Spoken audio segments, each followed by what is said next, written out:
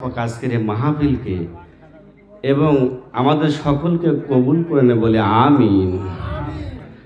আলহামদুলিল্লাহ আলহামদুলিল্লাহ নাহমাদুহু ওয়া নাস্তাঈনুহু ওয়া নাস্তাগফিরুহু ওয়া নু'মিনু বিহি ওয়া নাতাওয়াক্কালু আলাইহি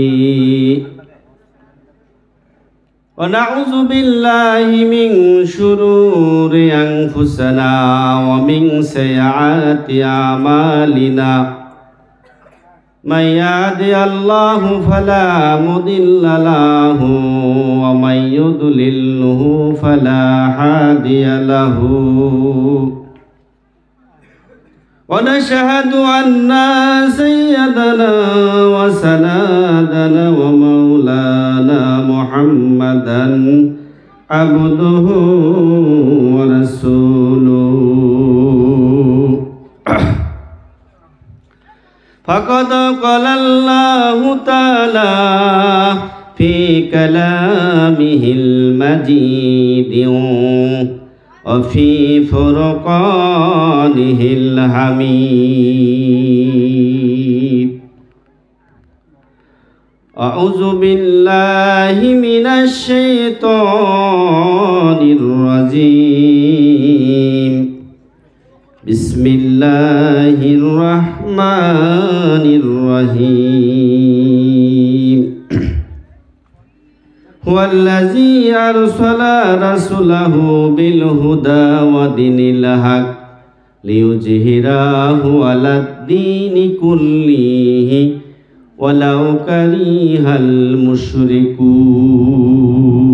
المشركون يا أيها الذين آمنوا هل أدلكم على تجارات تنجيكم من عذاب أليم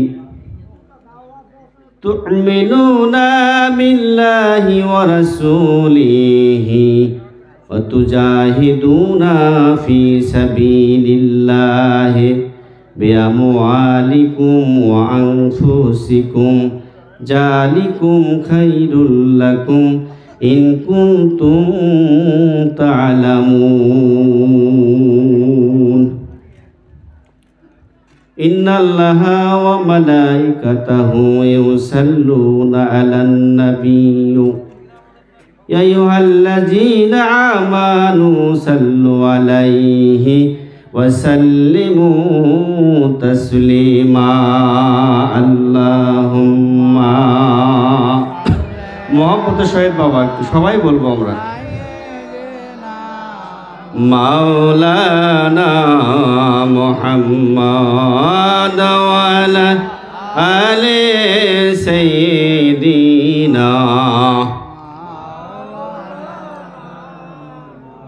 সাল্লি আলা নূরে খোদা মুহাম্মদ রাসূল তুমি কোন কাননের ফুল জন্মিলা কুরাইশে কুলে পালিত হালিমার কোলে চরান ছাগল বন জঙ্গলে তুমি বৈজ্ঞানিকের মূল তুমি কোন কাননের ফুল আল্লাহুম্মা জোরে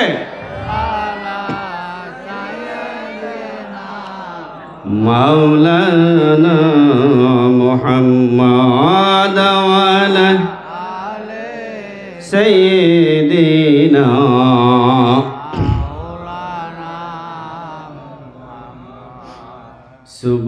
সুবহানাল্লাহ আলহামদুলিল্লাহ সুবহানাল্লাহ আলহামদুলিল্লাহ লা ইলাহা ইল্লাল্লাহ বলি লা ইলাহা ইল্লাল্লাহ বলি লা ইলাহা ইল্লাল্লাহ হাসবি রাব্বি জাল্লাল্লাহ মাফি কলবি গায়রুল্লাহ নূর মুহাম্মদ সাল্লাল্লাহ বলিলা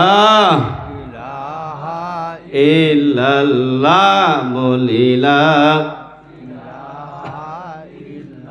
রইব না থাকব না এই না জগত সংসারে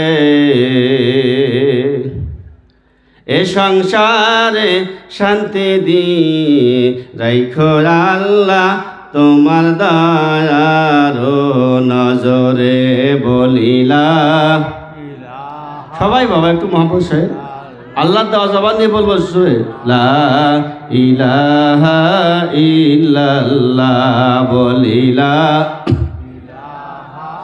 ইল্লাল্লাহু মুহাম্মাদুর রাসূলুল্লাহ আল্লাহুম্মা আমিন রব্বানা যালামনা আনফুসানা ওয়া ইল্লাম তাগফির লানা ওয়া তারহামনা লানাকুনান্না মিনাল খাসিরিন রব্বুল আলামিন মাওলা তোমার আসমানের নিচে তোমার জমিনের উপরে মাওলা আল্লাহ মাগরিব থেকে শুরু করে এখন অবধি আল্লাহ মধ্যরাত পর্যন্ত আল্লাহ আল উলামা ওয়া রাসূলুল আম্বিয়া কিরাম আল্লাহ নবীদের ওয়ারিসগণরা এতক্ষণ ধরে তোমার কালাম তোমার হাবিবকে নিয়ে আলোচনা করলো আল্লাহ রব্বুল আলামিন খাস করে মেহেরবানি করে আল্লাহ শ্রদ্ধাভাজন ভাই আব্দুল মতিন ভাই মরহুম হযরত মাওলানা আব্দুল গফুর রহমতুল্লাহ আলাইহিস সালামের স্মরণে আজকের ওয়াজ মাহফিলকে আল্লাহ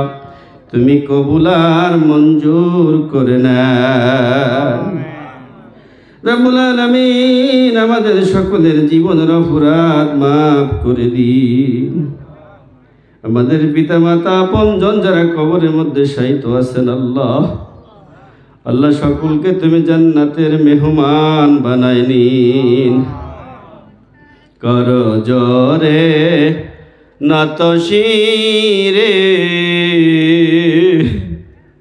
উঠাইয়া দুহাত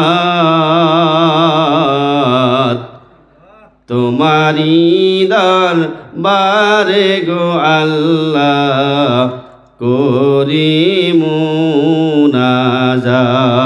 মুনাজাত বিপদে পড়িলে আল্লাহ উদ্ধার কইরা নিও নূর নবীজির খাতিরে গো আল্লাহ হাসর পার করাইও আমার আল্লাহর নবী সরওয়ারি আমার দয়াল নবী কান্ডারি দয়া করো আল্লাহ আমরা দয়ার ভিখারি আই বিমার শিফা দেনে ওয়ালা আই कंगाल রে রিজিক দেনে ওয়ালা আই নিঃসন্তান কে औलाद দেনে ওয়ালা